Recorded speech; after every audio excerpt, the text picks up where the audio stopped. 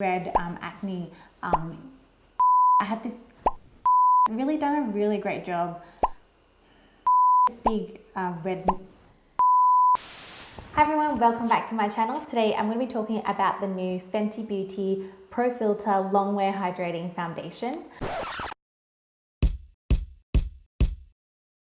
I know these have been all over the internet, so I'm going to try to keep this one short and sweet. What I'll be doing is applying it to my skin and then checking in throughout the day to see how it wears. Now, according to the website, it says that it's a first of its kind hydrating longwear foundation that delivers it all with a comfortable medium to full coverage, serious staying power, and a natural finish perfect to normal to dry skin.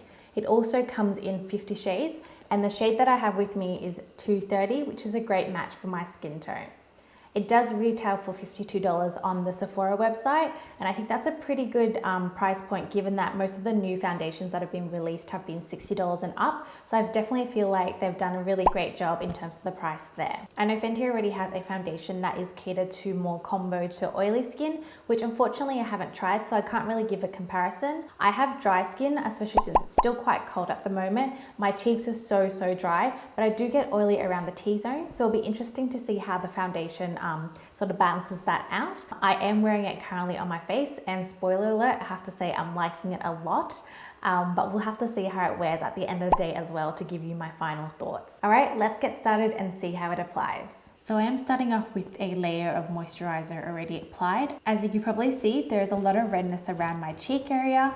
I also have a lot of acne scarring at the bottom of my jaw, as well as some bumps and lumps at the top of my forehead. So it'll be interesting to see if the foundation accentuates any of that texture and how much of the redness it covers on the first layer.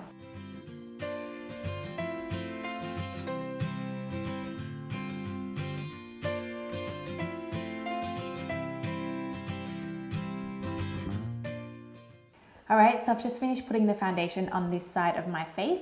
I put one pump on the back of my hand and applied it with a sponge.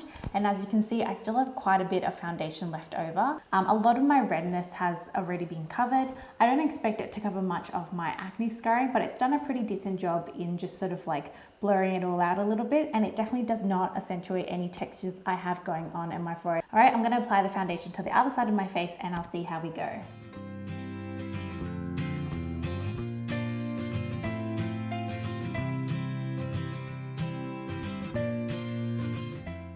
Alright, so I've just finished applying the foundation to the rest of my face, and as you can probably tell, it has a very dewy, very natural finish, and I'm really loving it so far. I'm going to go in and apply a second layer to sort of my chin area and maybe around my forehead and see how we go.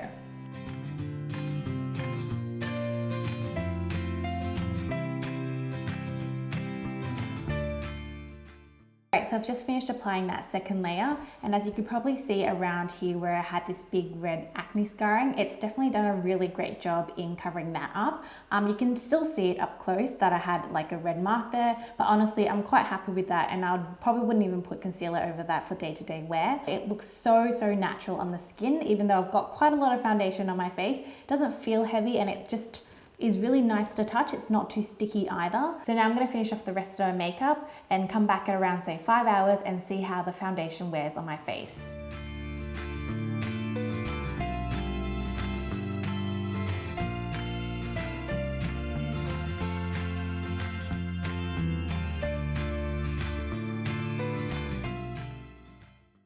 Alright, so we've hit the 5-hour mark, and I have to say the foundation is still looking great. I've been out, I've eaten lunch, so some of it around my mouth might have been wiped off, but everything else has stayed put so far. You can definitely tell that I'm a little bit oily around my cheeks and sort of around my nose, but that's completely normal for me. I did forget to mention that when I was putting on my makeup, I did add concealer underneath my eyes and set that with powder, but everything else has been left as is. I didn't add additional concealer anywhere else. And I usually can't really get away with not powdering my face just because I do get oily around my T-zone. So this has lasted really well. All right, I'm gonna come back at the 10-hour mark and give you my final thoughts then. Alright guys, so it's well and truly over 10 hours now. My hair's looking crazy, my false eyelashes are falling off. I'm ready to wrap this up. My skin is looking very oily at the moment, But if I had powdered my skin when I first applied the foundation, I definitely think the foundation would have lasted the 10-hour mark and potentially even longer. So I definitely think it lives up to the claim that it's a long wearing foundation. It also hasn't broken up or faded too much on my skin. So overall, I would give it a big thumbs up.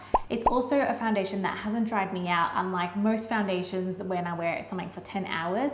So I definitely recommend checking this foundation out if you have dry skin. All right, then that is all from me. Thank you so much for sticking to the very end, and I'll see you in my next one. Bye.